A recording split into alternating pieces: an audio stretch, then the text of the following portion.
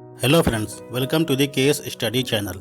इस वीडियो में मैं आपसे एनपीएस नेशनल पेंशन स्कीम के बारे में डिस्कस करूंगा। दोस्तों, हर कोई अपने काम से रिटायरमेंट के बाद पेंशन का लाभ पाना चाहता है, जिससे उसको हर महीने सैलरी की तरह ही पैसा मिले। एनपीएस को इसी मकसद से लॉन्च किया गया है। यह स्कीम 2004 में शुरू की गई थी, लेकिन तब यह सिर्फ सरकारी कर्मचारियों के लिए थी। पर 2009 में यह स्कीम सबके लिए कर दी गई, मतलब प्राइवेट कंपनी में काम करने वाले लोग हो या चाहे वो कोई खुद का बिजनेस करने वाले लोग हो, सभी लोग अब एनपीएस का लाभ ले सकते हैं। एनपीएस एक सरकारी निवेश स्कीम है। इस स्कीम के माध्यम से रिटायरमेंट के बाद पेंशन दी जाती है।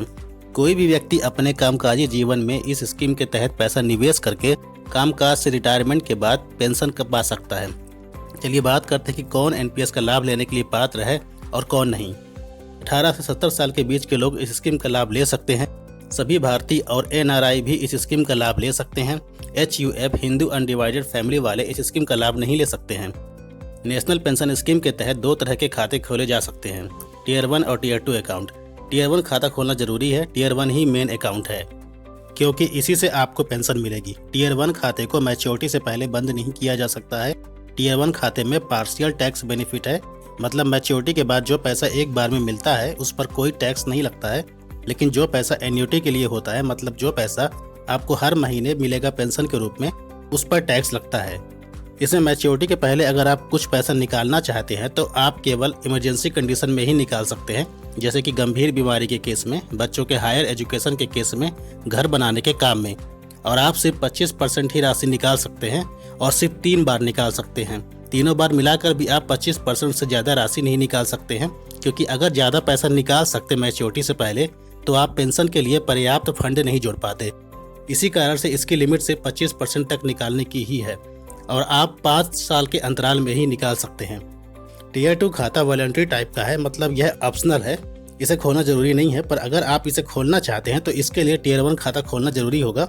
इसमें कोई टैक्स बेनिफिट नहीं मिलता है। इसमें आप जब चाहें अपना पैसा पूरा निकाल सकते हैं और फिर से निवेश भी कर सकते हैं। पर ऐसा क्यों है, क्यों टियर 2 खाता बनाया गया? दरअसल टियर 1 खाता पेंशन फंड वाला खाता है और टियर 2 खाता इन्वेस्टमेंट प्लान वाला खाता है। ऐसा समझ ले कि एक तरह का म्यूचुअल फंड की तरह, जिसमें रिस्क ज़्यादा है और रिटर्न भी ज़्यादा मिलने की संभावना रहती है, इसलिए इसे ऑप्शनल रखा गया है। टियर 1 खाते में हर साल कम से कम 6,000 रुपये जमा करना जरूरी है। टियर 2 अकाउंट में मिनिमम अमाउंट 1,000 रुपये जमा करना होता है। आइए बात करते हैं रिटर्न की। एनपीएस पर रिटर्न मार्केट पर डिपेंड करता है। एनपीएस के मैच्योरिटी पूरी होने पर, यानी 60 साल उम्र होने पर, आपके पास 2 ऑप्शंस होते हैं। एक, या तो 70 साल तक के लिए यानी 10 और सालों के लिए एक्सटेंड कर ले, और यदि आप एक्सटेंड नहीं करते हैं तो टोटल कॉर्पस में से, यानी जो टोटल फंड आपका हो चुका है, उसका 60% लमसम आपको एक ही बार में मिल जाएगा। बाकी 40% आपको एन्युटी प्लान, पेंशन प्लान के तहत मिलेगा, जो कि आपको हर महीने पेंशन की राशि के रूप में मिलेगी। जैसा मान लेते हैं कि मैच्योरिटी होने पर टोटल फंड आपके खाते में 1 करोड़ रुपए हो जाता है, तो 1 करोड़ का 60% मतलब 60 लाख रुपए आपको तुरंत मिल जाएगा और इस 60 लाख पर कोई टैक्स नहीं लगेगा। और जो 40% एन्युटी प्लान है, यानी 40 लाख रुपए आपको हर महीने के हिसाब से दिए जाएंगे। 40 लाख रुपए आपके खाते में जमा रहेंगे और वही 40 लाख आपको हर महीने में पेंशन के रूप में मिलते रहेंगे और इस पर टैक्स लगेगा। पर यदि मैच्योरिटी के बाद आपके अकाउंट में टोटल 5 लाख रुपए तक ही फंड हो पाता है, 5 लाख से ज़्यादा नहीं हो पाता, तो आपको मैच्योरिटी पर पूरा 5 लाख एक साथ ही मिल जाएगा, क्योंकि तब एन्युटी के लिए पर्याप्त फंड नहीं रहता। चलिए अब जानते हैं कि एनपीएस के फंड मैनेजर कौन है और एनपीएस के तहत पैसे कहाँ इन्वेस्ट होते हैं। तो ये एसेट क्लासेस है जहाँ पर पैसे इन्वेस्ट किए जाते हैं। Equity, corporate bonds, government bonds और अल्टरनेटिव एसेट्स। तो आपके पास इतने सारे ऑप्शंस होते हैं पैसे इन्वेस्ट करने के लिए। इक्विटी का मतलब मार्केट में इन्वेस्ट करने से है। इसमें रिस्क बहुत होता है और रिटर्न भी ज़्यादा मिलता है। कॉर्पोरेट बॉन्ड्स में रिस्क मॉडरेट होता है और रिटर्न भी इक्विटी से कम होता है। गवर्नमेंट बॉन्ड सबसे सुरक्षित होता है इन्वेस्ट करने के लिए। इसमें रिस्क ना के बराबर है, इसलिए रिटर्न भी बहुत कम होता है। और अल्टरनेटिव एसेट में सबसे ज़्यादा रिस्क होता है, सबसे ज़्यादा रिटर्न मिलने की भी संभावना रहती है।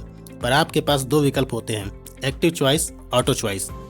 एक्टिव चॉइस का मतलब है कि आप खुद तय कर सकते हैं कि आप कितना पैसा किस में इन्वेस्ट करना चाहते हैं। लेकिन इक्विटी में 75% से ज़्यादा इन्वेस्ट नहीं कर सकते हैं, क्योंकि इसमें रिस्क भी बहुत ज़्यादा होता है।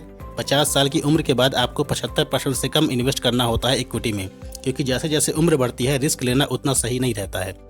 ऑटो चॉइस का मतलब है कि मान लेते हैं कि आप यह तय नहीं कर पाते हैं कि आपको अपना पैसा कहाँ कितना इन्वेस्ट करना है, तो आप अपना फंड मैनेजर चुन सकते हैं और उस हिसाब से आपका पैसा इन्वेस्ट होगा। मतलब फंड मैनेजर ये तय करते हैं कि कितना पैसा कहाँ इन्वेस्ट होना है। यह फंड मैनेजर की लिस्ट है, आप खुद अपना फंड मैनेजर चुन सकते हैं और कभी भी बदल भी सकते हैं। चलिए अब एक कैलकुलेशन से भी समझ लेते हैं कि आपके कितने निवेश से कितना रिटर्न मिल सकता है। इसके लिए आप एनपीएस ट्रस्ट की वेबसाइट पर जाकर पेंशन कैलकुलेटर पर आप अनुमान लगा सकते हैं। इसकी लिंक मैंने डिस्क्रिप्शन में भी डाल दी है। पहले ही आपको बता दूं कि यह कैलकुलेशन एक्चुअल कैलकुलेशन नहीं है, क्योंकि एनपीएस में रिटर्न मार्केट पर डिपेंड करता है। इस पर आपको लगभग अनुमानित रिटर्न की जानकारी मिल जाएगी। जब आप इस स्कीम का लाभ लेना चाहते हैं उसी डेट पर यह कैलकुलेशन करें तो अच्छा रहेगा। तो मैं एग्जाम्पल से समझाता हूँ। यहाँ पर मैंने डेट ऑफ बर्थ 1 जनवरी 1995 डाल दिया है और इस हिसाब से उसके सामने यहाँ पर एज 26 शो कर रहा है। इसके बाद यहाँ पर मैं मान लेता हूँ कि 3000 रुपये पर मंथ कंट्रीब्यूट करना है, इन्वेस्ट करना है। उसके नीचे ये वो टाइम पीरियड है जो 34 सालों तक इन्वेस्ट करना है डेट ऑफ बर्थ के अकॉर्डिंग। उसके नीचे 10% उसका इंटरेस्ट रेट है जो इन्वेस्टमेंट पर रिटर्न मिलता है। उसके नीचे 40% जो है यह एन्युटी प्लान के लिए है। आप चाहे इसे 40% से ज़्यादा बढ़ा सकते हैं, पर मैं इसे एज इट इज़ 40% ही रहने देता हूँ। उसके नीचे 6% एन्युटी प्लान का इंटरेस्ट रेट है। इतना कुछ डिटेल भरने के बाद यहाँ पर जो ग्राफ दिख रहा है उस पर टोटल इन्वेस्टमेंट दिखा रहा है जो मैंने 3000 रुपये पर मंथ 34 सालों तक किया है, जो कि है 12,24,000 रुपये। और उसके साइड में टोटल कॉर्पस है, यह वो फंड है जो मैच्योरिटी पर आपके खाते में हो जाएगा, जो कि है 1,03,61,804 रुपये। अब जो नीचे पाई चार्ट है उस पर एन्युटी वैल्यू है 42,44,722 रुपये। यह वही अमाउंट है जो हर महीने पेंशन के रूप में 20,724 रुपये मिलेगा। और जो ये लमसम वैल्यू है वो है 62,17,082 रुपये। और ये पूरा अमाउंट मैच्योरिटी होने पर एक बार में ही मिल जाता है। एक बात आपको और बता दूं कि एन्युटी प्लान के लिए 40% रखना कंपलसरी होता है। आप एन्युटी प्लान पेंशन प्लान के लिए 40% से ज़्यादा जरूर बढ़ा सकते हैं, लेकिन 40% से कम नहीं कर सकते हैं, क्योंकि ये एन्युटी प्लान ही आपकी हर महीने की पेंशन है। अब इसमें टैक्स बेनिफिट की भी बात कर लेते हैं। इसमें 3 प्रकार की टैक्स सेविंग होती है। सेक्शन 80C के तहत 1.5 लाख तक के इन्वेस्टमेंट में आपको टैक्स में छूट मिलेगी। सेक्शन 80CCD1B के तहत 1.5 लाख के इन्वेस्टमेंट के अलावा अगर आप एडिशनल 50,000 रुपये इन्वेस्ट करते हैं तो उस पर भी टैक्स में छूट है। सेक्शन 80CCD2 के तहत अगर आपका एम्प्लॉयर आपकी बेसिक सैलरी का 10% इन्वेस्ट करता है तो उस पर भी आप टैक्स में छूट के लिए क्लेम कर सकते हैं। अब चलिए जानते हैं कि इस स्कीम को मैच्योरिटी से पहले बंद करना हो या सरेंडर करना हो तो उस पर किस तरह आपको अपना पैसा मिलेगा। तो यदि आप अकाउंट के मैच्योरिटी से पहले ही अकाउंट क्लोज करते हैं तो टोटल फंड का सिर्फ 20% ही आपको एक बार में मिलेगा और बाकी का 80% आपको पेंशन प्लान के लिए रखना होगा। नॉमिनी की बात करें तो आप एनपीएस के लिए 3 नॉमिनी चूज कर सकते हैं। अगर निवेशक इन्वेस्टर की मृत्यु 60 साल से पहले ही हो जाती है तो पूरा पैसा नॉमिनी को दे दिया जाएगा। एनपीएस के तहत केवल एक ही अकाउंट खुलवाया जा सकता है, इसमें जॉइंट अकाउंट भी नहीं खोल सकते हैं। अब चलिए पेनाल्टी की बात कर लेते हैं। यदि आप हर साल जो मिनिमम इन्वेस्टमेंट अमाउंट होता है वो भी नहीं कर पाते हैं तो अकाउंट फ्रीज कर दिया जाएगा और अकाउंट को अनफ्रीज करने के लिए इन्वेस्टमेंट अमाउंट के साथ 100 रुपये पेनाल्टी चार्ज देना होगा। एनपीएस में खाता खुलवाने के लिए जरूरी डॉक्यूमेंट्स की बात करते हैं तो इसके लिए आपको निवास प्रमाण पत्र, आधार कार्ड और पैन कार्ड, बर्थ सर्टिफिकेट या 10th की मार्कशीट और सब्सक्राइबर रजिस्ट्रेशन फॉर्म की जरूरत पड़ेगी। चलिए बात करते हैं कि एनपीएस के लिए आप अप्लाई कैसे कर सकते हैं। इसके लिए आप अपने नज़दीकी पीओपी सेंटर जाएं, वहां से सब्सक्राइबर फॉर्म लेकर जरूरी डॉक्यूमेंट्स अटैच करके जमा कर दें। आप इस वेबसाइट से अपने नज़दीकी पीओपी सेंटर का पता लगा सकते हैं।